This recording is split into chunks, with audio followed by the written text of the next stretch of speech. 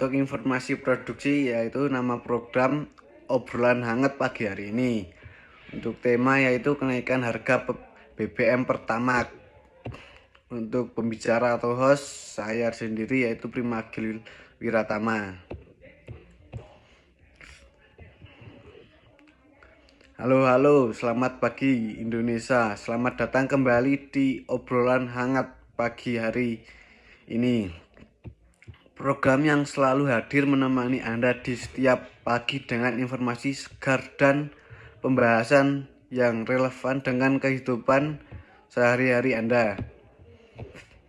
Saya Primagil Wiratama dan hari ini kita akan membahas sebuah topik yang jujur saja pasti sudah Anda rasakan langsung dampaknya kenaikan harga Pertamax. Yap, harga BBM bahan bakar kendaraan kita naik lagi. Pertamax yang selama ini menjadi pilihan utama pemilik kendaraan dengan mesin modern kini harganya bertambah. Ada yang langsung merasakan dampaknya saat bensin tadi pagi, atau mungkin ada yang masih bingung sebenarnya kenapa sih harganya naik dan apa dampaknya dan apa yang bisa kita lakukan. Nah, selama kurang lebih 16 menit ke depan kita akan membahas semua itu bersama-sama. Tetaplah di sini, jangan kemana-mana ya. Ini adalah obrolan hangat pagi hari ini hanya di radio kesayangan Anda. Baik, kita mulai dari pertanyaan paling mendasar, kenapa harga Pertamax bisa naik? Nah, Pertamax adalah bahan bakar jenis RON 92 yang diproduksi dan didistribusikan oleh Pertamina. Berbeda dengan Pertalite yang masih mendapatkan subsidi dari pemerintah. Pertamax adalah BBM non subsidi, artinya harga mengikuti mekanisme pasar, khususnya mengacu pada harga minyak mentah dunia dan nilai tukar rupiah terhadap dolar Amerika. Ketika harga minyak mentah dunia naik, dan kita tahu beberapa waktu belakangan ini harga minyak global memang berfluktuasi cukup signifikan, maka biaya produksi dan pengadaan Pertamax pun ikut naik. Pertamina sebagai perusahaan negara tidak bisa terus-menerus menanggung selisih harga itu sendiri. Selain itu ada faktor nilai tukar rupiah. Ketika rupiah melemah terhadap dolar, biaya impor minyak mentah menjadi lebih mahal dalam hitungan rupiah. Kedua faktor inilah harga minyak dunia dan nilai tukar yang menjadi dua pilar utama penentu harga BBM non subsidi di Indonesia. Pemerintah melalui Kementerian ESDM dan Pertamina secara berkala mengevaluasi harga BBM. Penyesuaian harga ini dilakukan agar keuangan Pertamina tetap sehat dan negara tidak terbebani subsidi yang terlalu besar, sehingga anggaran bisa dialihkan ke sektor lain seperti pendidikan, kesehatan, dan infrastruktur. Jadi bukan tanpa alasan ya sobat, kenaikan harga Pertamax ini adalah bagian dari dinamika ekonomi global yang mempengaruhi kita semua. Sekarang kita berbicara soal dampak, karena inilah yang paling kita rasakan langsung sebagai warga biasa. Dampak pertama yang saling terasa tentu saja adalah pengeluaran transportasi pribadi yang meningkat. Bayangkan jika Anda bisa mengisi penuh tangki kendaraan Anda seminggu sekali, maka kenaikan harga Pertamax ini akan langsung terasa di dompet Anda setiap pekan. Dampak kedua adalah efek domino atau efek berantai. Ketika harga BBM naik, biaya distribusi barang dan jasa ikut naik.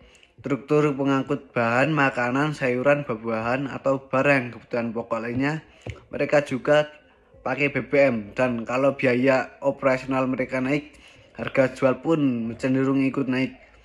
inilah yang dalam ekonomi disebut sebagai tekanan inflasi dari sisi penawaran atau cost push inflation. Dampak ketiga menyentuh para pelaku usaha kecil dan menengah UMKM yang menggunakan kendaraan untuk operasional seperti warung makan yang perlu belanja bahan-bahan baku ke pasar, yaitu membutuhkan tukang ojek dan pengusaha catering. Mereka adalah kalangan yang paling rentan merasakan dampak kenaikan ini. Namun ada sisi lain yang perlu kita dilihat. Pertama sekali lagi adalah BBM non subsidi. Pengguna Pertamax umumnya adalah pemilik kendaraan yang relatif mampu secara ekonomi, sehingga dampaknya setidaknya secara langsung tidak seperti dampaknya kenaikan BBM bersubsidi seperti Pertalite yang menyentuh jauh lebih banyak lapisan masyarakat.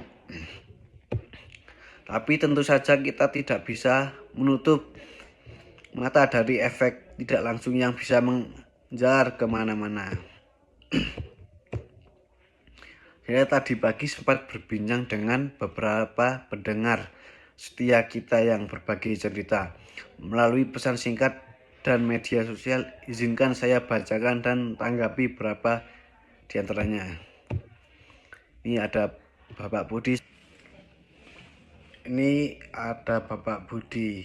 Ini memang menjadi dilema nyata bagi para pengemudi ojek online dan transportasi berbasis aplikasi. Tarif yang ditetapkan platform belum tentu langsung menyesuaikan dengan kenaikan BBM. Solusi praktisnya, Pak Budi bisa mempertimbangkan aplikasi yang menawarkan skema insentif bahan bakar, bergabung dengan komunitas driver untuk advokasi kenaikan tarif, atau mengoptimalkan rute agar lebih hemat waktu dan bahan bakar.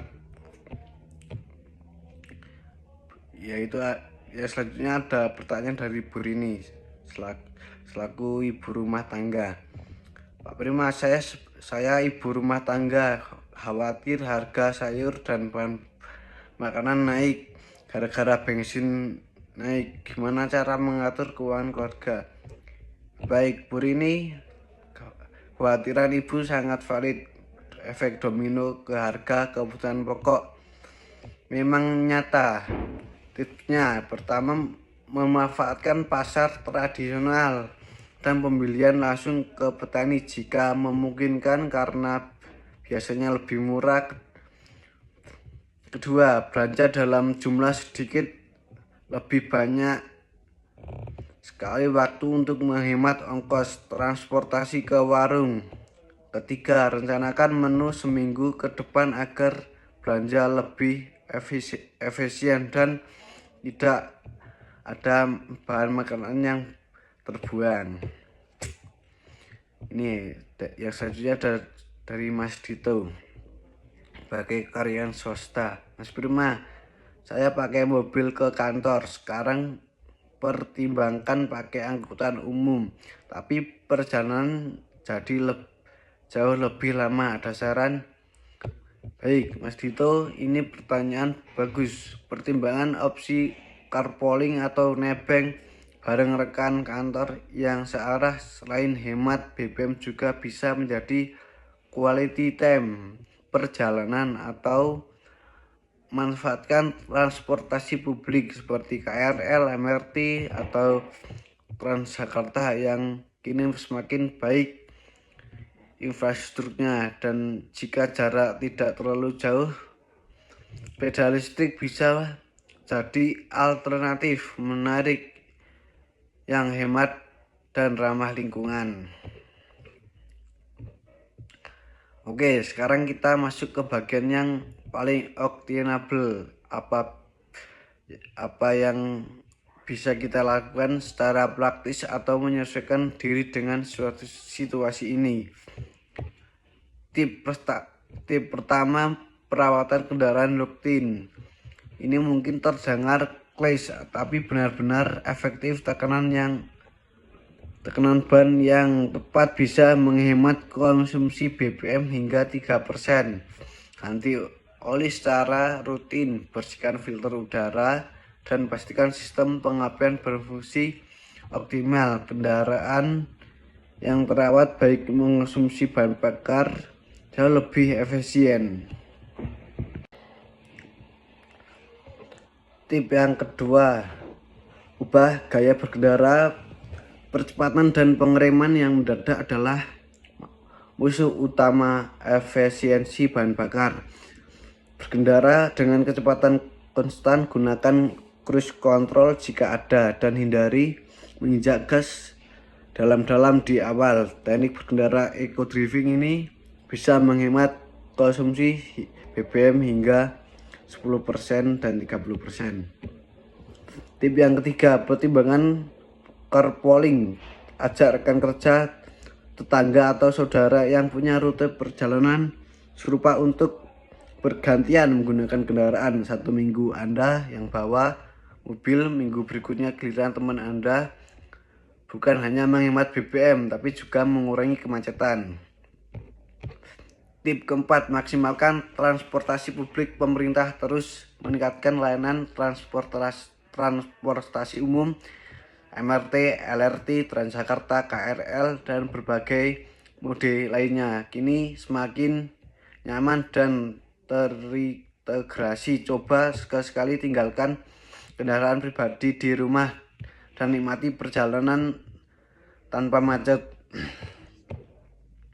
Tip yang kelima, pertimbangkan kendaraan listrik. Untuk jangka panjang, memang investasi awal lebih besar, tapi biaya operasional kendaraan listrik jauh lebih rendah. Tidak perlu beli bensin, biaya perawatan lebih murah karena komponen lebih sedikit, dan ada berbagai insentif dari pemerintah untuk pembelian kendaraan listrik. Sobat pendengar, kita sudah membahas banyak hal hari ini tentang kenaikan harga BBM pertama dan latar belakang dampak hingga solusi praktis yang bisa kita terapkan. Satu hal yang ingin saya sampaikan sebelum kita tutup, setiap perubahan memang tidak selalu menyenangkan di awal. Kenaikan harga BBM selalu membutuhkan adaptasi, tapi manusia Indonesia kita sudah berkali-kali melewati berbagai tantangan ekonomi dan selalu mampu beradaptasi. Yang paling penting adalah kita tidak panik, tidak ikut-ikutan menyebarkan informasi yang belum tentu benar, dan terus mencari solusi produktif karena setiap masalah pasti ada jalannya. Kita hanya perlu kreativitas dan kemampuan untuk berubah. Kepada pemerintah dan Pertamina, masyarakat berharap agar setiap kebijakan penyesuaian harga selalu diimbangi dengan peningkatan kualitas layanan, perbaikan transportasi publik, dan program bantuan bagi mereka yang paling terdampak. Karena kebijakan yang baik bukan hanya soal angka di APBN, tapi soal bagaimana rakyat bisa tetap hidup layak. Itu tadi obrolan hangat pagi hari ini bersama saya, Prima Wiratama. Semoga pembahasan hari ini bermanfaat dan memberikan perspektif yang lebih jernih di tengah kabar yang sering kali membuat kita khawatir. Tetap semangat, tetap positif, dan sampai jumpa di besok pagi di obrolan hangat pagi hari ini. Terima kasih sudah menemani pagi Anda bersama kami. Selamat beraktivitas dan jangan lupa berkendara hemat, hidup lebih sehat.